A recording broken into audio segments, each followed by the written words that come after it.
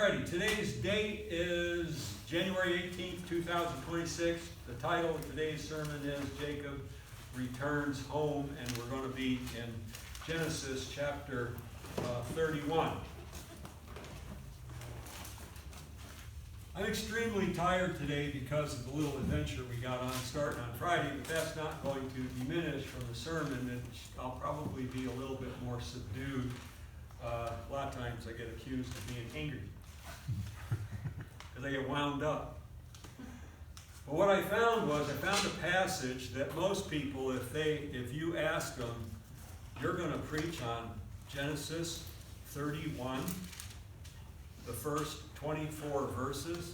I mean, come on. All there is just a guy's leaving his in-laws and going out of town with a whole bunch of cattle, and he's got a bunch of sister wives, and they're handmaids, and he's got 12 sons and a daughter, and he's leaving town. What's that got to do with anything? Well, it's a long chapter. It's a little mundane.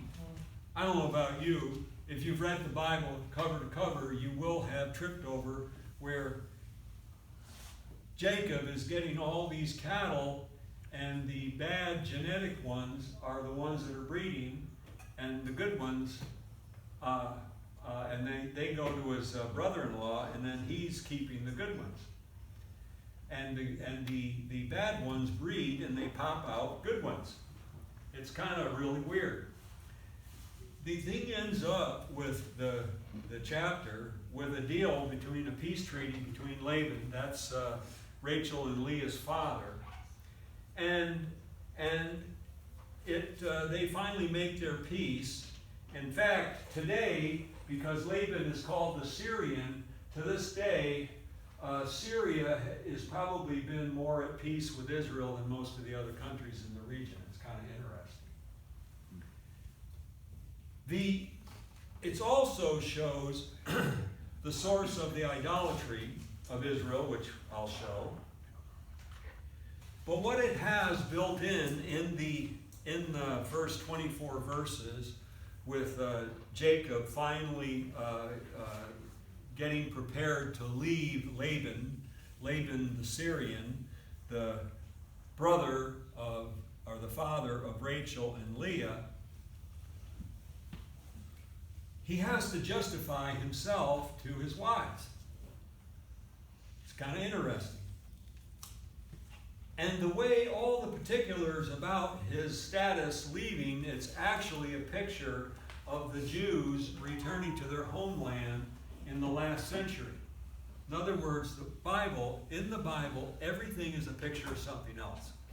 You have a book that's just written about a guy that cheats his brother, Esau, a guy that's going to get killed by his brother, that's going to run and get away to another land where his mother's brethren are from and get himself a wife, and he comes back with 4 wives, and he ends up with 12 sons, and he has so many cattle that it takes him forever to get back. And it's really a picture about the return of the Jews starting in the 1890s to 1948. And so Jacob sojourns with the Gentiles. You see, when you go back in antiquity and you get back to Jesus' time, what happened 40 years after Jesus rose from the dead? Rome flattened Jerusalem. And it remained so until today. And in the year, so from the year 70 AD until 1948, there were virtually no Jews in Israel, in the land of Canaan, this whole area. And then in the late 1800s, all of a sudden, they started to flood in. Jacob goes back to his homeland, and with him, he takes the riches of the Gentiles. Laban is a Gentile. Abraham was a Gentile before he got circumcised. Did you know that? Abraham was a Gentile. Israel doesn't start until Jacob. Abraham receives a covenant to get a lot of kids and to get a lot of land. Abraham is married to Sarah. Sarah is a Gentile. Sarah remains a Gentile. And the union of Abraham and Sarah produces Isaac, which is the first seed of Israel. But the Israel doesn't get named until Isaac has a son. Has actually two sons. So think about it. Abraham is married to a Gentile. Abraham is a Gentile before the circumcision. He's married to a Gentile. He has a child. Now the child is of the promise, and now the child of the promise is going to get a Gentile bride from the same place that Jacob is going to, and it's all the way up here. A long ways away. A long ways away. Isaac and Rebekah have two sons, Esau and Jacob, and through the chicanery of Jacob, he has to run all the way back there to get a Gentile bride. It's weird. It really is. And so when he goes to his mother's kindred and comes back with all these cattle, what he has done is he has come back with the riches of the Gentiles. And he's a picture of something else. In other words, years later, 400 years later, after Jacob goes down into Egypt with his son Joseph, who's already there, you know the story of Joseph going down into Egypt. When Moses arises and goes down to rescue Israel out of the land of Egypt, when they leave in Exodus chapter 12 and verse 36, the Lord gave the people favor in the sight of the Egyptians, and they spoiled the Egyptians. The same thing happened when Jacob went up to Padan Aram. The same thing. He spoiled them. The Jew has been spoiling the world. You know how you hear about the Jews, how have all the banks? You know, you hear the argument, right? And they're into everything. They're into Hollywood. They're into everything. What they're doing is they're spoiling the Gentile. And in the Bible, God is showing you how all the way back, I mean, we're talking, let's see, 3,700 years ago. That's a long way back. A man goes and he gets what he thinks is a wife, wakes up with her sister the next morning, then has to go and serve another 7 years for the one sister that he actually wanted, and then in turn gets 2 handmaids and ends up producing 12 sons and a daughter, and comes back. So he returns with great wealth. And so what we're seeing is we see in this chapter the power of God to fulfill prophecy. Just like we've seen in the last century, the whole world, because back in 600 years before Christ, all of Jewry, all of Israel were scattered all over the known world. And they came back partially under Ezra and Nehemiah, and then they stayed there under the Greek occupation, the Roman occupation, the Babylonians, the Persians, and the Medes. They come back, Jesus comes, they're not in control, they reject their Savior, their Messiah, and then for 2,000 years they've been just quiet, just dispersed all over the world, and now they're back. So what this little lesson here, this chapter, is going to teach great lessons to the saved Christian today. And the main thing that you're going to learn today is Jacob got out of the will of God by being in the will of God. He literally goes out, and he's supposed to go out for a short period of time, and he doesn't come back until 20 years later. So, we're going to look at the cause of his return from Laban the Syrian in Padan Aram. I mean, I don't know if you grasp my point is. Doesn't matter. When I point, see this sticker right up here? where he went. See how long that is? That's the river he has to cross, the Euphrates River. It's amazing. So the cause of his return is the first 3 verses. The next is the report of Jacob. He's reporting basically what has happened, and his wives are turned out that he's calling in verse 4 Rachel and Leah to the field, and he's giving his report to his wives. We're going to learn about the dream of Jacob and the departure of Jacob, and then I'm going to show you how that these 24 verses is going to give the Christian today, the Gentile world, advice and choice. It's going to give you advice and choice. So, I want you to turn to Genesis 31, 1 to 3. Jacob is up there where that pin is. He's in Padan Aram. And he has heard the words of Laban's son, saying, Jacob hath taken away all that was our father's, and of that which our father have gotten all this glory. And Jacob beheld the countenance of Laban, and behold, it was not toward him as before. Laban was really happy to see him when he got there 20 years earlier. Oh, you want a daughter? Yeah, great, I'll get you a daughter. Serve me for 7 years, and you can have her. And then the wedding night, what does he do?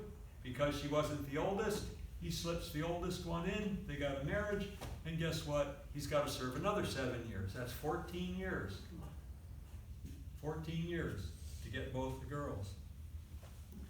And now, over this 20 years, Laban's cattle are going down in number, and Jacob's is coming up. And it's so lopsided that Laban is getting highly irritated with Jacob, because even when they make deals, no matter how it turns out, Jacob is getting more cattle. It's crazy. It's absolutely crazy. And the Lord said unto Jacob, now God enters the mix, and he says, okay, 20 years have passed. Return unto the land of thy fathers and to thy kindred, and I will go out with thee. So, Jacob hears things are not well.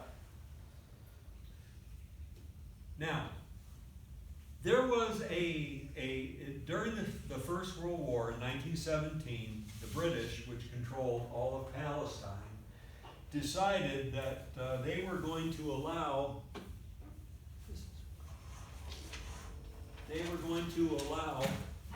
the Jews to return to Palestine. And so they issued a Balfour Declaration, which kicked off the last century in 1917. Just as Jacob is hearing that Laban is highly irritated with him, the world is highly irritated with the Jews. And they decide, we got to do something, so we're going to send them all back. And little do they know, they're kicking off the finale that the Bible is speaking of throughout its 66 books. Because where it's going to end up is in the book of Revelation. Everything's going to finally, the whole world's going to blow up, all because of one man out of Ur of the Chaldees.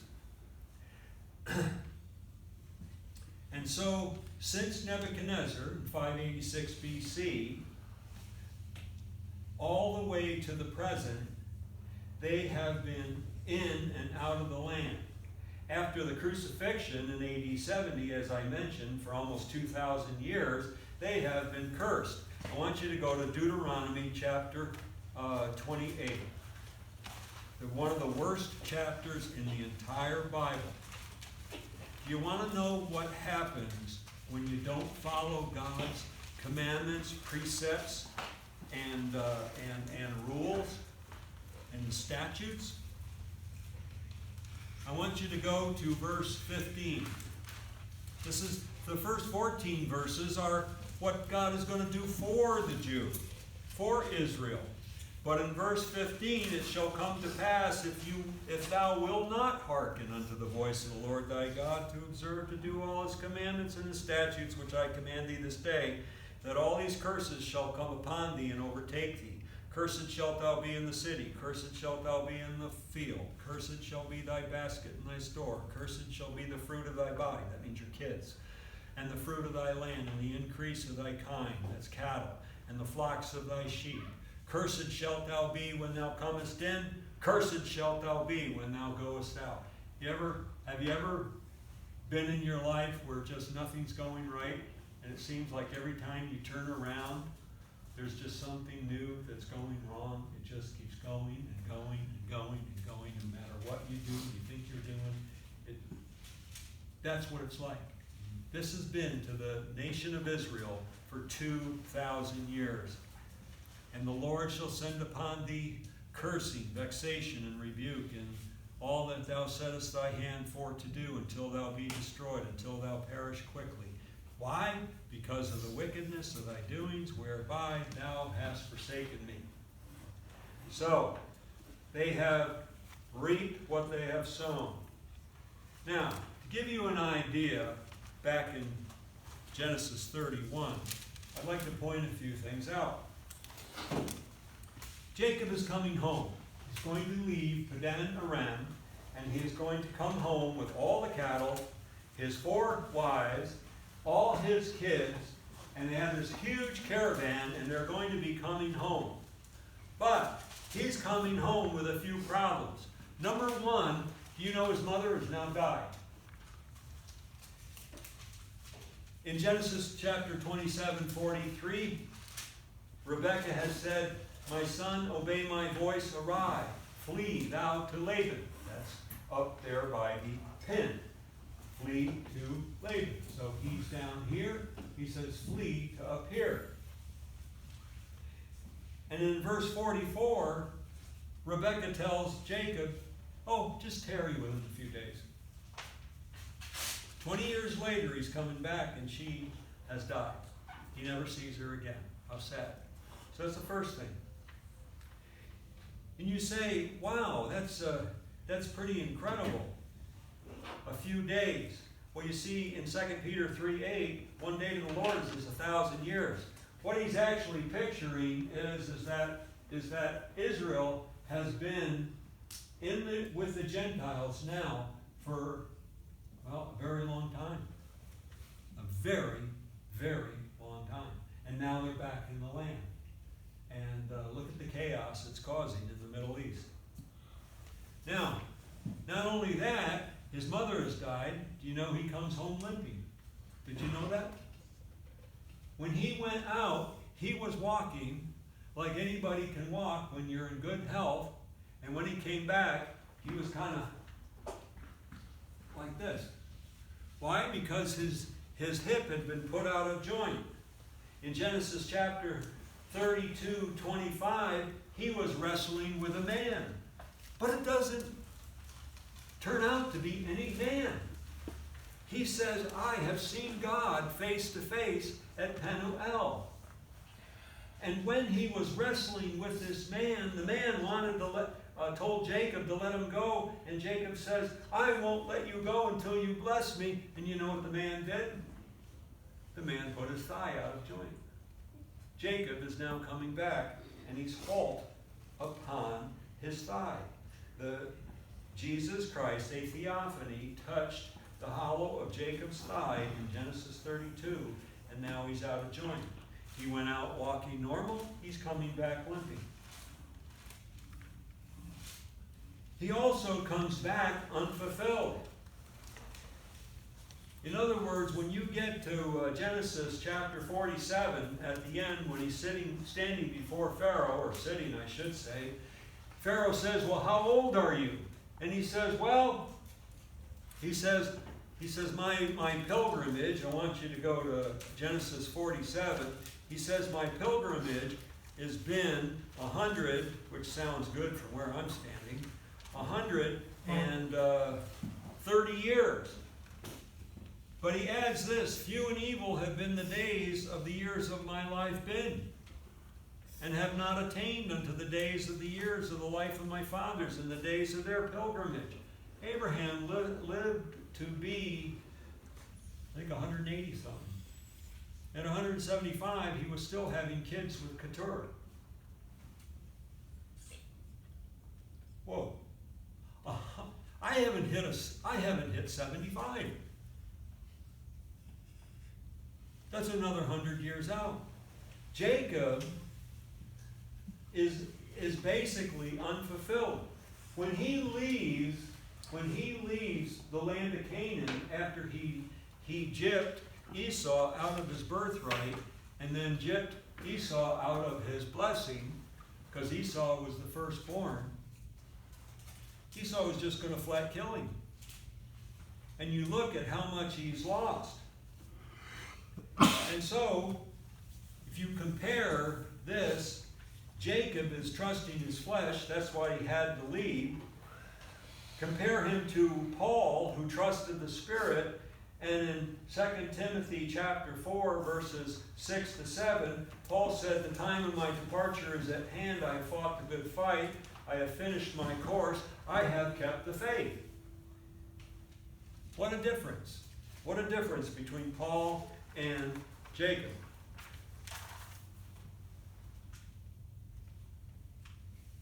He continues. Now he's going to bring his wives into the picture. Genesis 31. Came to pass at the time that the cattle conceived. Verse 4. And Jacob sent and called Rachel and Leah to the field unto his flock, and said unto them, I see your father's countenance, that it is not toward me as before, but the God of my father hath been with me. And that's true. In other words, Jacob, in part, he's living by the flesh, and at times he lives by the Spirit. He lives by faith. That's why the man at Peniel, when he took his hip out of joint, he gave him a new name, Israel, which is Prince of God. And so now Jacob can, in a fashion, live like Hebrews 13:6 says, we may boldly say, the Lord is my helper. I will not fear what man shall do unto me. So he's getting there. He said, the God of my father hath been with me. He wrestled with him, and he also had a vision of him when he went up there too. And now I want to show you something really, really cool. Verse 6. You know that with all my power I have served your father, and your father hath deceived me and changed my wages 10 times, but God suffered him not to hurt me. Suffered in Old English means to allow. God would not allow Laban to hurt Jacob, yet he deceived his wages. Now notice the 10 times, and you say, okay, so what? I can hear it. So what? 10 times. Big deal. Well, check this out. That's the number of the Gentiles. So he goes all the way up to Padan Aram with the Gentiles. He spends 20 years with them. That's 2 times 10 Gentiles. And he comes back having literally taken all the cattle from Laban. He's getting the riches of the Gentiles. But I want to show you a couple of other things in the Bible that shows that this is not a stretch, and that 10 is a huge number.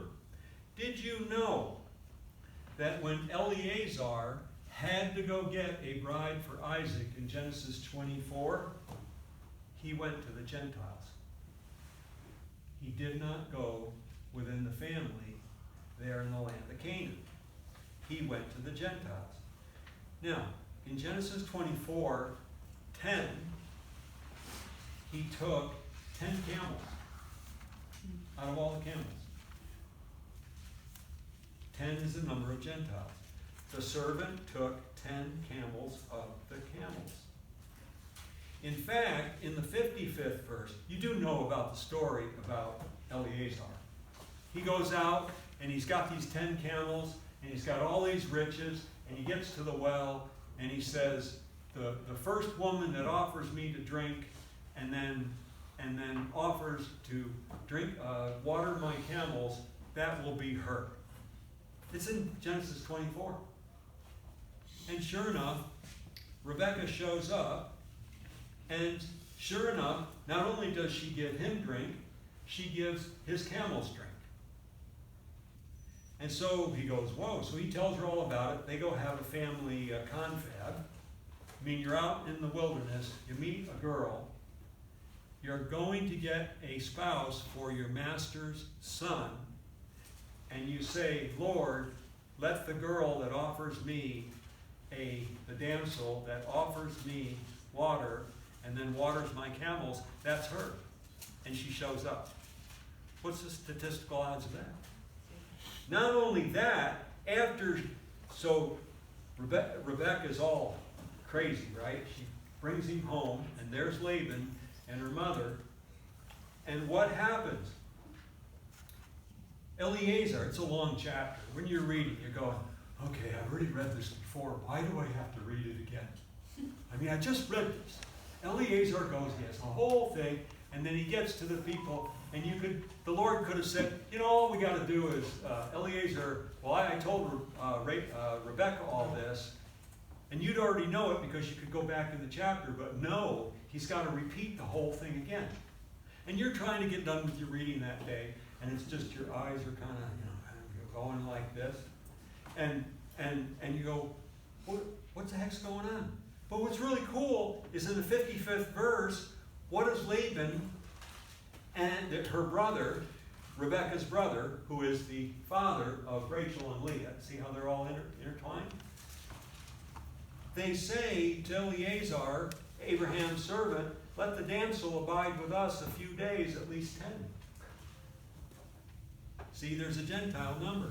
Not only that, if you take 55 and you add 5 plus 5, what do you got? 10. Do you see how the 10 number and the Gentiles just works its way through?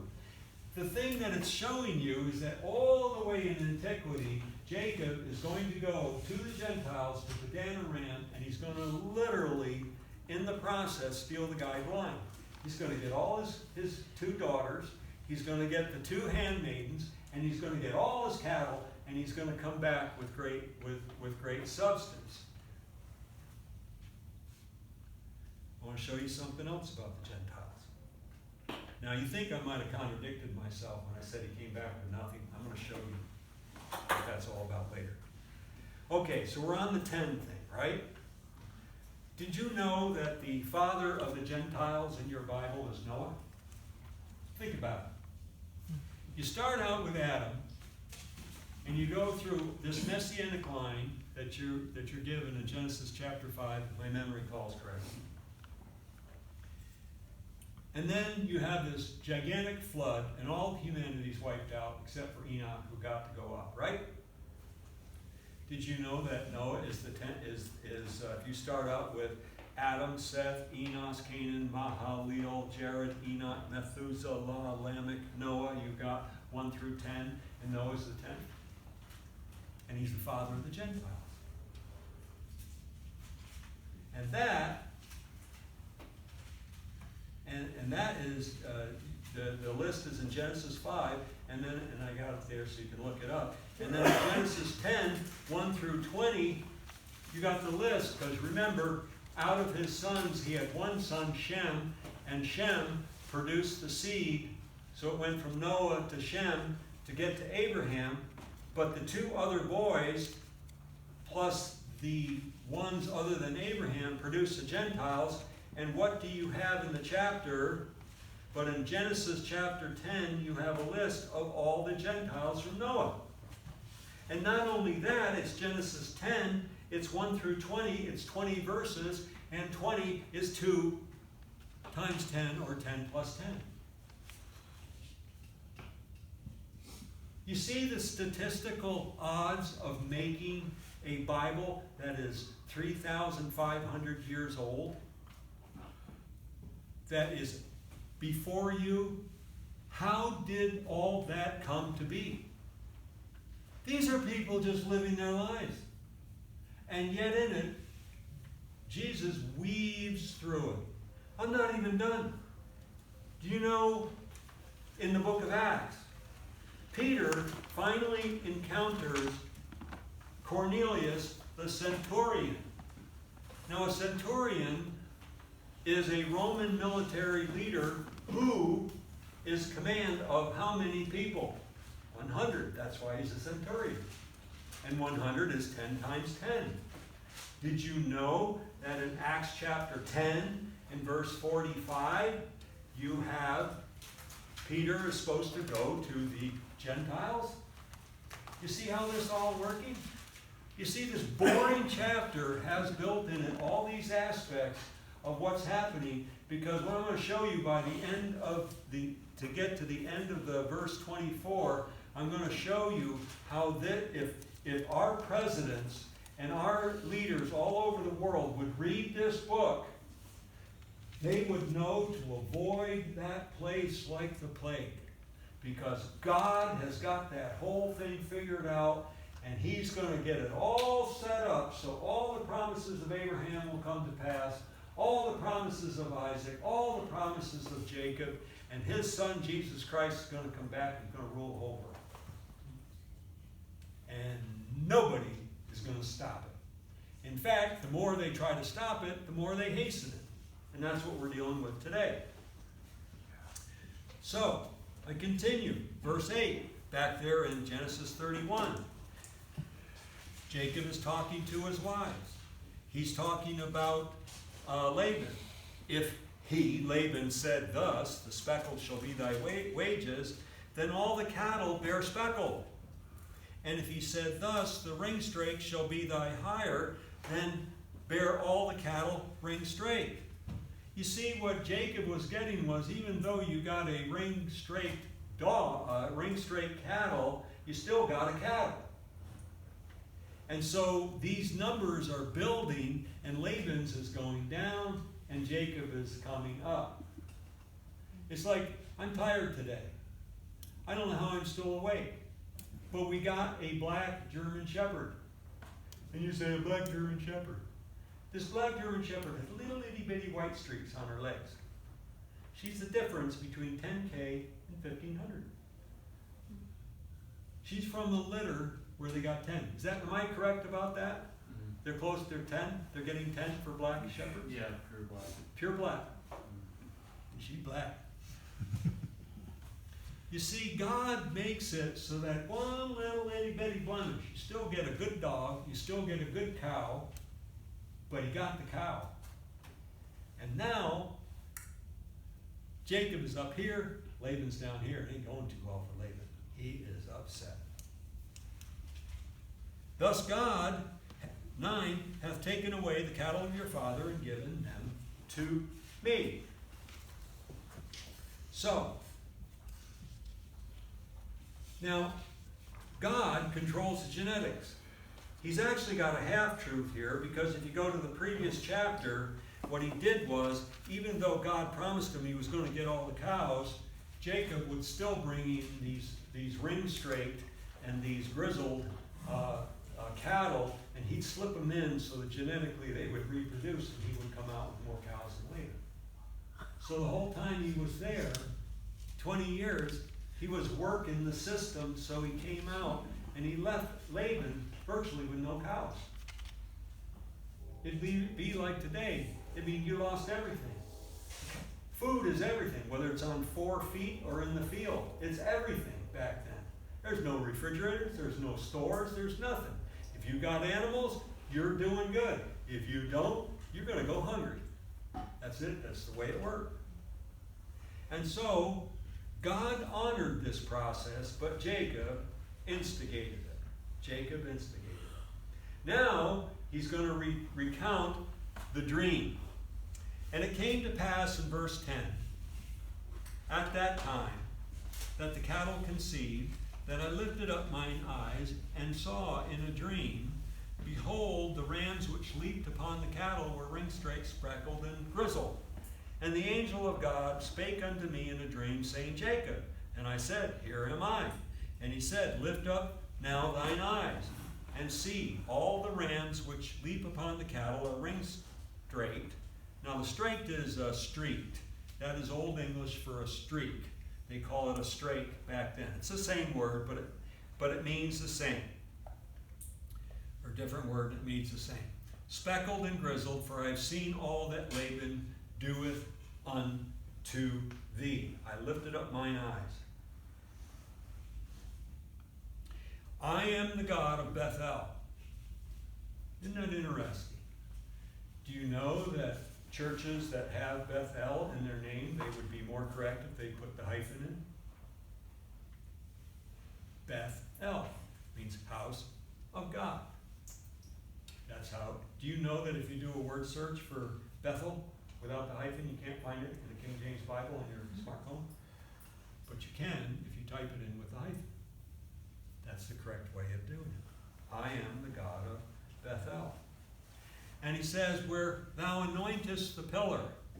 Now, if you go back to Genesis 28, just a couple of pages, you'll see this, that Jacob, when he was going to Padan Aram to get a wife from the family of his mother, Rebekah, that he had taken a stone, the stone which he had put up for his pillows. These people were so tough back then that they could put their head on a stone. The last 2 nights I've been sleeping on a couch that is short. My neck has been like this because I have to be in the room with the new dog. Jacob was sleeping on a stone. I have never done that. That just sounds very painful. These people must have been tough. Not only that, he set it up for a pillar, and he poured oil on the top of it, and he called the name of that place Bethel. The name of the place, Bethel. Going back to the text. So, in verse 14, he said, where thou vowest a vow unto me, now arise, get thee out from this land, and return unto the land of thy kindred. So he's saying, get out of Padan Aram here and get back to the land of Canaan where your father and mother are and your brother that wants to kill you. Oh, that sounds good. So, verse 14, and Rachel and Leah answered. I get a kick out of this. If you want, when you get married, it is so important to women that women want to be provided for. It's a truth, and it's no different here. These girls are smart. They know that their dad had a whole pile of wealth in cattle, and they're going to choose to go with their husband because now he's got the cattle. He's got the cattle. Rachel and Leah answered and said unto him, is there yet any portion or inheritance for us in our father's house? Are we not counted of him strangers? For he hath sold us and hath quite devoured also our money. Ooh. Could really get in trouble on that one, right? For all the riches which God hath taken from our father, that is ours, and our children's. Now then, whatsoever God hath said unto thee, do. So, by Laban cheating Jacob out of his wages, the Lord stepped in and gave him cattle, and he left Laban destitute. And Rachel and Leah, they are following the money, and if they stay with Daddy, they won't have anything. So they got to get with Jacob. You know, you laugh, but it's true. It's true. Absolutely is true. Also notice this too. Look how verse 16 ends. Do. You know what the last words of Mary, the mother of Jesus, in the Bible was? It's found in John chapter 2 after he made the water into wine. She said to the people, whatsoever he tells you, do it. Smart woman. Smart woman. These women are smart. They know what's going on. So that's going to bring us now down into the departure. Verse 17, then Jacob arose up, and his sons and his wives upon camels. He carried away all his cattle and all his goods which he had gotten, cattle of his getting, which he had gotten in Padan Aram, for to go to Isaac his father in the land of Canaan. We would say they got out of Dodge. They realized that the time was up, time to get moving, we better get out, because Laban's going to figure this out. He's really going to be upset. And Laban went to shear his sheep. He's clueless at this point. And Rachel had stolen the images. Rachel had stolen the images. And here's another thing. You know how I showed you how the number 10 was so important in the passage? And I went on and on and on about it. It's trying to prove a point. It's showing you something else in the text. You're not only reading about a son that leaves, comes back with his new family and all his stuff, but it shows how he went to the Gentiles. Here, this images is the first mention of the word in your Bible. It's called the law of first mention. And basically what the law of first mention is, anytime you come across a word that is used for the very first time in your Bible, you should be careful to notice how it shows up and careful of the context of the word. Rachel had stolen the images that were her father's.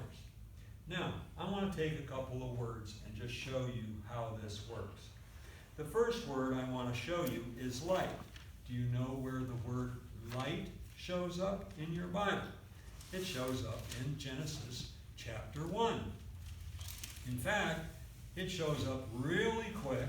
It shows up in verse 3. And God said, let there be light. Now, there was a catastrophe in the previous verse, but look at how it ended. The Spirit of God moved upon the face of the waters, and God said, let there be light. So God, the light is tied to the Spirit of God, and it's tied to creation. Without light, you can't have creation. Next, I'm going to show you the word life. In the 20th verse of this chapter, chapter 1, in verse 20, and God said, let the waters bring forth abundantly the moving creature that hath life. This is showing you that life is connected with water.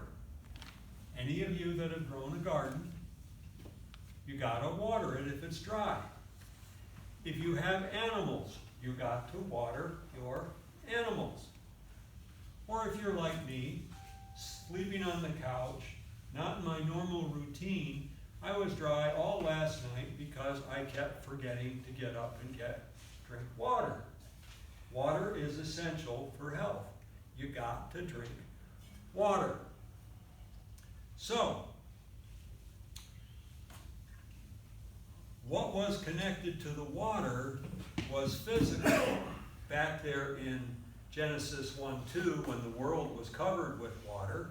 And yet, when you get into John chapter 4, this might take you back a couple of weeks, when I showed you how in John chapter 7, that the living water in John chapter 4 and verse 10 that Jesus offered the woman at the well, in John chapter 7 and verses 38 and 9, he says, rivers of living waters, which is the Spirit. You see how it's all tied. It's all tied together. I also want to show you the last word of first mention, and there are literally, thousands of them. This is why they're so important. Look up at the word fourth. if you haven't left Genesis and you look in the 19th verse, you find that the evening and the morning were the fourth day. It's the first time the word fourth shows up. What's it tied to? It's tied to the sun showing up. In verse 15, let them be for lights in the firmament of the heaven to give light upon the earth, and it was so. Verse 16, and God made two great lights, the greater light to rule the day, we call it the sun, the lesser light to rule the night, that's the moon. He made the stars also. So, on the fourth day, the sun shows up. You go, what's that got to do with cheese, the price of cheese in Wisconsin? Very much in every way. If you go to Malachi 4:2, we don't have to go there, you will find that the thing that's going to show up, because Malachi is your last book written before Jesus shows up, 400 years before Jesus shows up, he talks about the Son of Righteousness, with a capital S, the Son of Righteousness showing up. And isn't it interesting that the Son of Righteousness shows up 4,000 years after, in the beginning, God created the heaven and the earth? Jesus shows up 4,000 years after creation was made. And the sun that we've been experiencing the last couple of days showed up on the fourth day. You see how important these things are? They're not there by accident. Everything is showing a picture of something else. And so what we have here is getting back to verse 19 in the 31st chapter of Genesis, with Rachel coming back from Padan Aram. We find that Laban was shearing his sheep and Rachel had stolen the images. And my, how the images has haunted mankind from then on. Take the word and try to find it before Genesis 31:19, and you can't. All you can find is God made man in the image of himself. But you are not, in other words, Exodus, the second commandment, that doesn't show up until Exodus 32, or Exodus 20, excuse me. So these images now are with Rachel, and we won't get to the story because it's farther in the chapter, but she's having her womanly issue, and Laban does not find them, and she brings them back with Jacob, and they go all the way back to Canaan. And then when Jacob goes down into Egypt, because Joseph went down to pave the way, the images go down into Egypt. And when Moses comes, the images come back out of Egypt. Now there's more images. And look at the problems that they had in the Sinai Peninsula in the book of Exodus. In fact, it's going to end up with the golden calf in Exodus 32:4. After Aaron got all their earrings and their bracelets and everything, and he threw them in the fire, and out popped the golden calf, right? These be thy gods, and on and on. There's no mention of idolatry before or after the flood until now. And in the 30th verse, what does Laban do when he finally catches up with Jacob and his two daughters and their handmaids? He says, wherefore hast thou stolen my gods? The images were called gods. See how it works? In fact, today it is still in the heart of man, because as Jim brought out in the sermon, how does man initiate the salvation process? He has to move toward God by free will. But what Ezekiel will tell you is problem that man's got is the idols that are in the heart. So if the idol's in the heart, the images are there, they prevent the person. It's so easy today. Hey, there's no God. All this is by accident. All this is by a big bang. It just happened millions, gazillions of years ago. Nobody can prove it. They have no proof whatsoever. They completely ignore the written record that this whole thing was made 6,000 years ago. And if you don't have a creator, then you don't have to answer to him. Death is just a black hole. So what? Que sera, sera. What will be, will be. Let us live, drink, eat, drink, and be merry. For tomorrow we die. Who cares?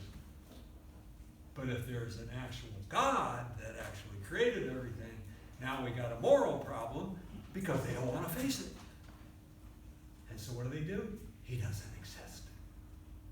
And that is the problem that Rachel did. She brought the images. The images were called gods. Verse 20, and Jacob stole away unawares to Laban the Syrian, in that he told him not that he fled.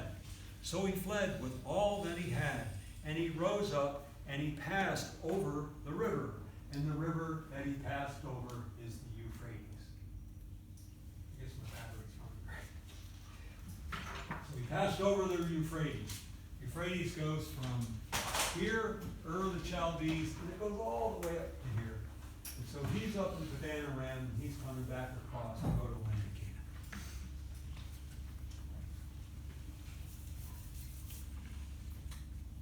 22. So he fled. 21. So he fled with all that he had. He rose up, passed over the river, and set his face toward the Mount Gilead. That's east of the Jordan River. And it was told, it's in Syria. It was told Laban that on the third day that Jacob was fled. That's another interesting thing. The third day. Do you know what happens during the tribulation just before the third day? God takes the 144,000 and he raptures them to Selah Petra. And he took his brethren with him and pursued after him 7 days' journey. Do you know how many 1,000 years it'll be when you're finally done with the millennium? 7,000 years. And they overtook him in Mount Gilead, and God came to Laban the Syrian in a dream by night, and said unto him, Take heed that thou speak not to Jacob, either good or bad. Now, this leaves us with advice and choice. I thought this was kind of cool. Take heed. If Trump would read this verse, he would not get involved with anything that's going on in the Middle East. Take heed that thou speak not to Jacob, either good or bad. Leave him alone. He's going to take care of it himself. He's going to produce what he's going to produce. This is good advice. But they won't. They never listen to the Bible. In fact, let Israel alone is probably the first advice I see here. God will protect them. There is no way that Israel is ever going to go away. Sorry, can't be. It's in the Bible. And it's going to come to pass whether you like it or not. No matter how bad they act, no all the horrible things that they do. Doesn't matter. It's going to come to pass, and God's going to be in charge. The other thing is, right now, and it looks like Trump listened a little bit, he pulled back from invading Iran. You heard that, right? Are you reading the news? Do you know how close we're coming to just blowing the whole thing up? You know, it didn't go too well for Alexander the Great when he conquered Iran. He ended up in an epileptic fit and drank himself to death. And the 4 generals took over. In fact, Iran, Persia, this right here, is the graveyard of nations. You go there, you're going to be in trouble. This is telling you, take heed that thou speak not to Jacob, either good or bad. But they won't listen. Second thing I want to advise you on is look for many first mentions in your Bible. If you have a King James Bible and you have a trusty cell phone with an app, you can pick virtually any verse in the Bible and words, and you can look at the verse, and you can look for words in the verse, and you can do a first mention. You type the word in, you hit the button, and it will give you the very first verse where the word pops up, and you can have fun. What you can also do is you can take all the other translations and you can compare the verse in the King James with the other translations and see how they're listed. What you will find more often than not is the words are removed. They're changed. Hence, you can't use the principle of first mention. That's why I took the time on those words. Forth, life, light, these words, image. These are important. They're telling you that this Bible is not a dull book.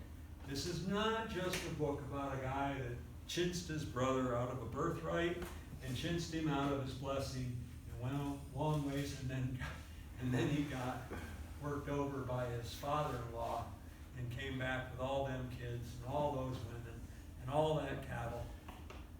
I mean, it's kind of a hilarious thing. It's not a dull book. And lastly, here's your choice for you Christians. You can look at your Christian life and you can be a Jacob or you can be a Paul. It's real simple. In Jacob, in the 7th verse, God allowed him, suffered him, not to hurt him. Yet he had a lot of cattle. In other words, you can be a Job. You can. And depending on what you want to do with yourself, you can end up like Jacob with few and evil have the days of the years of my life been. Few and evil have the days of the years of my life been. Jacob is complaining about his life. He's saying few and evil. And unfortunately, most Christians are in that frame of mind because in the end, even though Jacob came back with a lot of cattle and enough to buy off Esau to get back safely to the land of Canaan, within a very few short years, Joseph is sold by his brethren to go down into Egypt, and then there's 7 years of famine, and the next thing you know, Jacob's got nothing. They lost all their cattle. That's why they had to go down to Egypt. You see, Jacob did not totally live by faith. And yet, God still dealt with him. He had to go to Egypt because he lost it all. Before I get to Paul, I want to say one thing. Many times in our Bible studies, we always say, wow, isn't it great to be a New Testament Christian? You have Jesus inside you, the hope of glory, right? When you get saved, you have Jesus inside you, the hope of glory. He resides inside you. And we always say, and I have said it many times, I say, wow, I am so glad I am not an Old Testament saint. But when I was thinking about Jacob, I got to thinking, have you ever walked with God? Has he ever appeared to you like Abraham in Genesis 18 in the plain of Mamre, where you're sitting outside the tent on a really hot day and you look and you see 3 men walking toward you, and one of them is God Almighty? Jesus, theophany, that's what they call it, theophany. No man has seen the Father at any time. It had to be Jesus. And you talk to him, and you walk together. You talk about what's going to happen to Sodom, and or let's say you're Gideon, and you're You're out there and you're just this insecure guy, and you're called to go rescue Israel from the Midianites in Judges. And then God appears, and he walks with you, and he talks with you. And you say, oh, can we do a sacrifice? He goes, okay. So you go get some meal, you get an animal, get a little bit of broth, you put it on a rock, and all of a sudden, lightning, and it's gone. And then the angel, and he's gone. Wow. Or Hannah meets God. Or Jacob, he meets God several times, and he has some wrestles with God. So I was thinking, every time I say, wow, I got Jesus in me. I don't have to worry about screwing up on that last day of my life and losing it all. And yet, those guys walked with God. They walked with him. If you asked me today, would you take a chance to go back in time and walk with God? Or would you stay where you are now? I don't have an answer. But can you imagine walking with God? That blows my mind. But we can't, so it's just a matter of semantics. But those guys had something that we don't. We sometimes hear the small, still voice, and we go, Like, I've been on the freeway. Get off. You hear it. Get off. You know, coming down to the dip at Maytown. And then you got that long climb up to the rest stop. Get off. And it didn't. Dave was with me. And we ended up in traffic 5 hours. Because at the top of the hill, just as it crested, it was cars as far as the eye could see. It was 5 hours later. And I heard that, get off. Or I could walk with God. He would meet me at my tent. He would come in and tell my wife, you're going to have a baby. She's going to laugh and go, no, it's not going to happen. And he said, and your kid's going to be called Laughter. Isaac. You know, Isaac is what is laughter. That's what laughter is in Hebrew. It's Isaac. Imagine having a kid. Hey, Laughter, come here. We have it good, but some of those guys had it really good. I think that would have been cool. Or you could be like Paul. Paul says, henceforth, in 2 Timothy 4:8, there is laid up for me a crown of righteousness. A crown. Do you know what a crown means, the article A? It means there's more than one. It's not just one. We're not all vying for the crown. We're vying for a crown. We're going to get a crown if you work for it. Which the Lord, the righteous judge, shall give to me, that's Paul, at that day. And then you say, I can't do it. I'm not like Paul. No. It says, and not to me only. That means you can get one too. But unto all that love his appearance. Are you waiting for Jesus? Are you excited? You're going to get a crown of righteousness. That's a pretty good deal.